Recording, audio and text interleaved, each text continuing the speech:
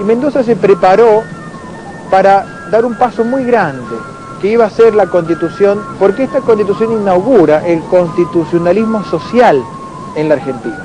La Constitución provincial que rige a la Mendoza de hoy es la que ya lo hacía en 1916, con algunas reformas que se han practicado en el transcurso del siglo pasado. La Constitución de 1916 de alguna manera culmina lo que yo llamaría el proceso de construcción institucional de Mendoza, que arranca en 1854 y que se consolida con esta Constitución de 1916. Aquí ya, aparte de innovar de manera muy importante en materia de derechos sociales, toda una novedad para la época, que tiene que ver también con la composición de la Convención Constituyente, queda delimitada claramente la estructura de gobierno de Mendoza en base a un esquema claramente republicano, representativo, y yo le agregaría también democrático. Por influencia de la ley Sáenz-Peña, la Constitución de 1916 mantuvo el voto universal, pero incorporó el carácter secreto y obligatorio, conceptos repetidos en el texto de 1948-1949, donde se sostiene que el sufragio también es igualitario y directo.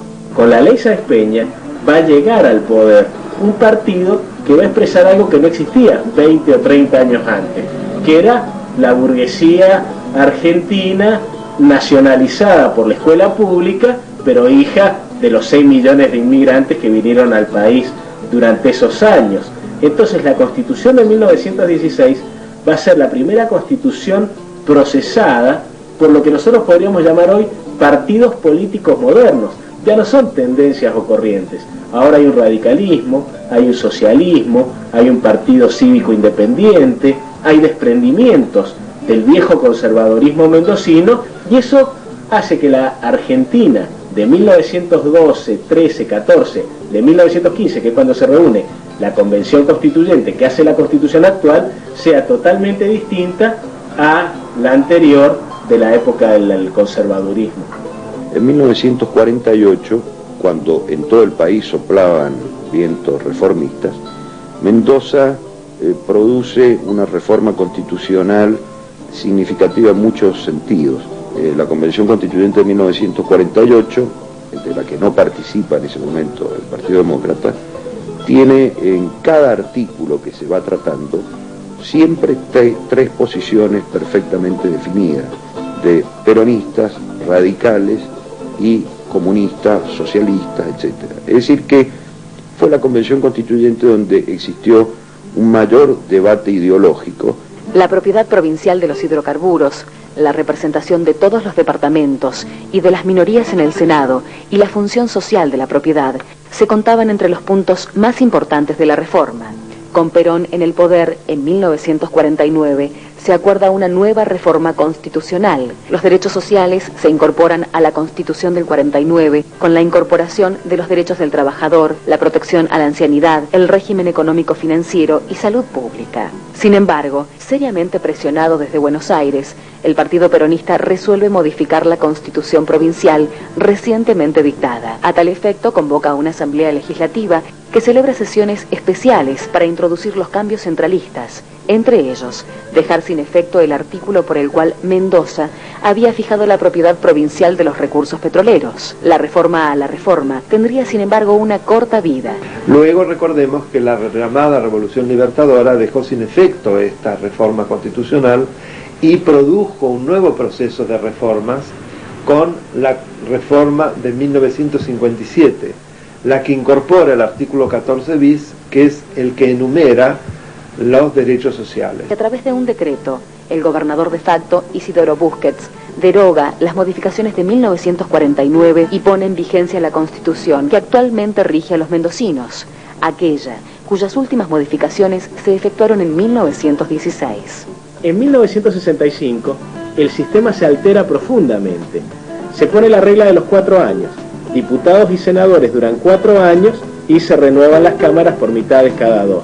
En esta ocasión, la Convención Constituyente era controlada por una coalición de demócratas y radicales que hacían causa común ante el peronismo, que se presentaba como un gran adversario. En 1965 se comete la barbaridad jurídica, el adefesio jurídico, de restablecer el colegio electoral en el artículo 120 como una manera que tienen radicales y demócratas aliados de impedir un triunfo justicialista en una elección popular abierta. La derogación de estas modificaciones, efectuadas en 1965, se harían a través de un procedimiento que contempla la Constitución reformada, esto es, la posibilidad de modificar hasta un artículo por año.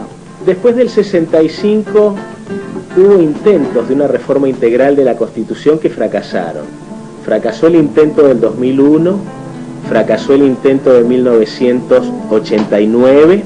Para poder reformar la Constitución de una manera profunda, es necesario que la legislatura dicte la ley con 2/3 del total de los miembros de cada Cámara, que esa decisión se someta a referéndum ratificatorio, que en el referéndum ratificatorio más del 50% de los inscritos en el padrón electoral metan la boleta del sí en el sobre y recién ahí se convoca a una convención constituyente. Un proceso complicadísimo que nos ha impedido reformar profundamente la Constitución, pero sí se incorporaron modificaciones parciales importantes. Con esta herramienta se hicieron enmiendas a los sistemas de elección de gobernador y de intendentes para volver al mecanismo directo. Se recuperó la propiedad provincial de los hidrocarburos y se introdujo una importante modificación para el sistema judicial al incorporarse el Consejo de la Magistratura para la nominación de los jueces. Las pretensiones y frustraciones reformistas y las interrupciones constitucionales